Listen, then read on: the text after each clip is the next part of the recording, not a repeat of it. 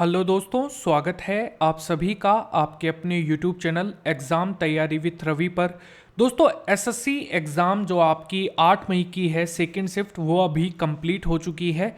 तो उसके हम जीके के जो आपके प्रश्न हैं 25 क्वेश्चंस, वो हम इस वीडियो के अंदर दोस्तों कवर करने वाले हैं।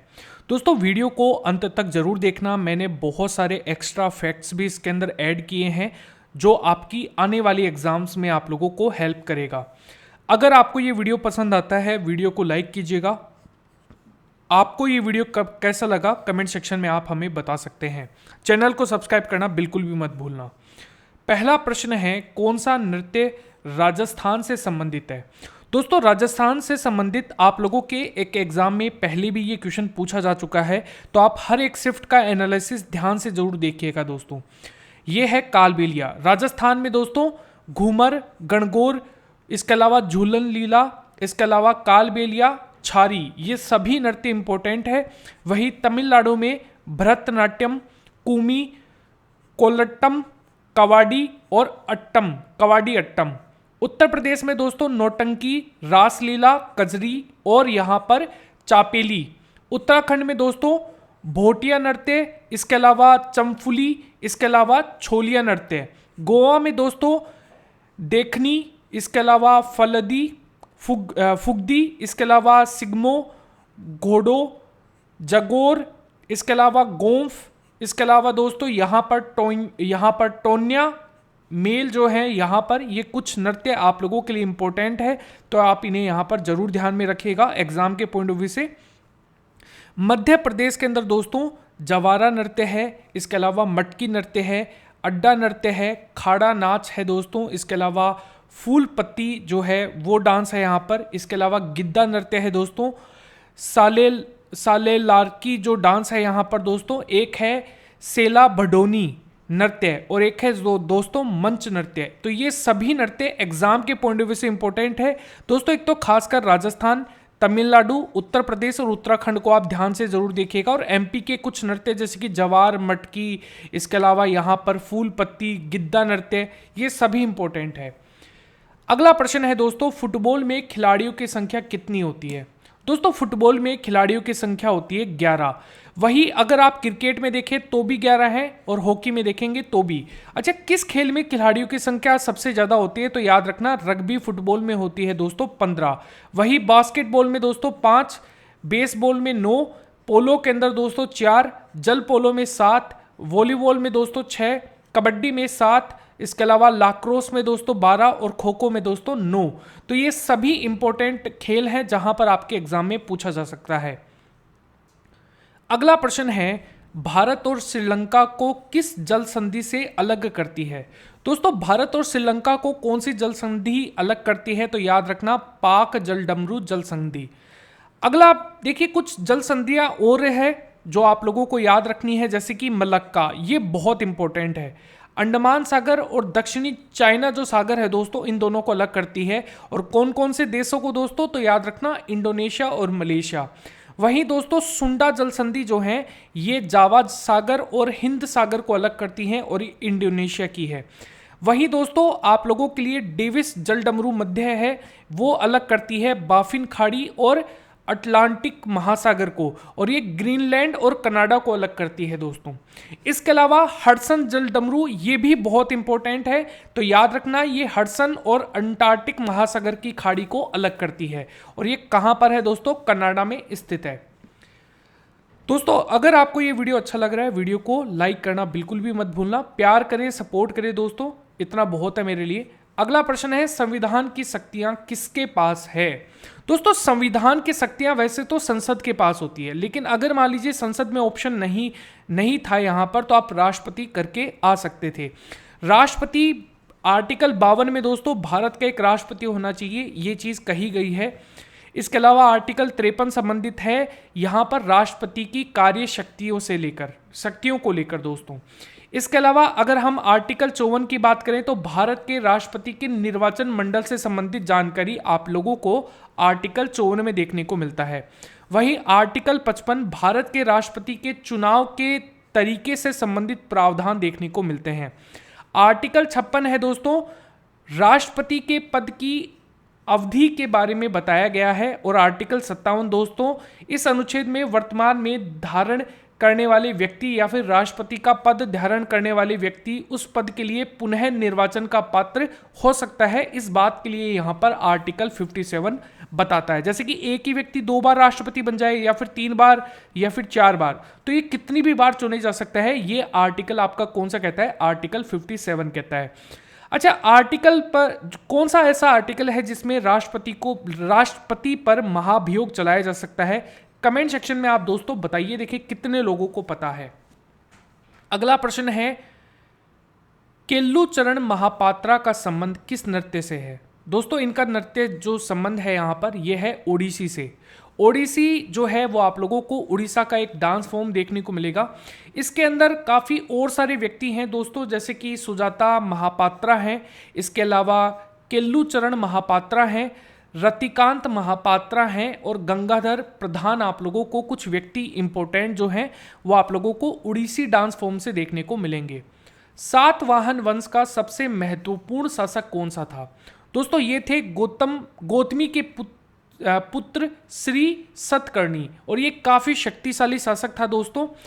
गौतमी पुत्र श्री सतकर्णी सातवाहन का सबसे महान शासक माना जाता है, जिसने लगभग 25 वर्षों तक दोस्तों शासन किया। न केवल उसने साम्राज्य की खोई प्रतिष्ठा को पुनर्स्थापित किया, अपितु एक विशाल साम्राज्य भी दोस्तों इन्होंने स्थापित किया था। दोस्तों कुछ राजवंश हैं और उनके संस्थापक हैं, उनकी राजधानियां हैं। जैसे कि जो मौर्य डायनेस्टी है दोस्तों, चंद्रगुप्त मौर्य इसके संस्थापक हैं, पाटलिपुत्र इसकी राजधानी रही। चोल वंश यहाँ पर विजयालय जो है इसके संस्थापक थे। तंजौर है दोस्तों इसकी राजधानी रही। राष्ट्रकूट वंश दंतीदुर्ग इसके संस्थापक थे और मान्यखेत इसकी राजधानी थी। यहाँ पर गुज्जर प्रतिहार वंश नागभट्ट प्रथम इसके संस्थापक और कन्नौज इसकी राजधानी थी। गढ़वाल वंश दोस्तों चंद्रदेव और कन्नौज इसके क्या थे, राजधानी के तौर पर देखने को मिलते हैं।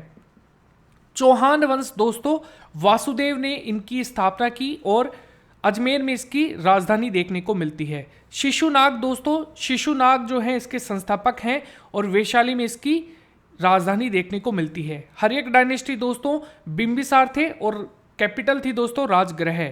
नंद वंश महापद्मानंद और पाटलिपुत्र इसकी राजधानी थी। और सुंग डायनेस्टी पुष्यमित्र सुंग और पाटलिपुत्र इसकी राजधानी रही।